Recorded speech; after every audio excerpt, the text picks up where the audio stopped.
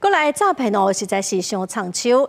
NVIDIA 的执行长黄仁勋27接伫台大毕业典礼演讲，就方利用来做投资诈骗的广告。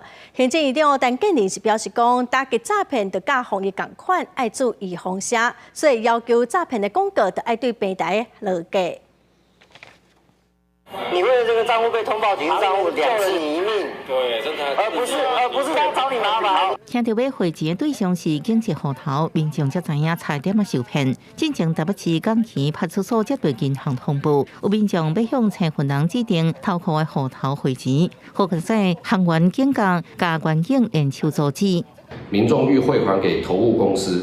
在警方及行员劝说之下，民众依旧深信不疑，并认为警方与行员都在演戏。直至警方查证该账户为警示账户后，才恍然大悟，误信诈骗陷阱。 诈骗手法是5月10日，NVIDIA 执行长黄仁勋接伫台大毕业典礼演讲，马上就出现冒用黄仁勋名义的诈骗广告，表示设一个用免费加入的投资趁钱群组。行政长陈建仁自告出席打诈行动公映研讨会，就特别强调，打击诈骗爱亲像防疫共款，也爱做有风险。他礼拜6演讲，礼拜天就有这一个投资诈骗在网络上登出来。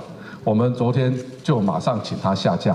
我们讲到防疫的时候，一定要打预防针，所以我们首先防诈也要打预防针。诈欺案件也已经成为台湾的全民公敌，到社会、到教育、到我们的孩子，让他们认识诈骗是怎么一回事。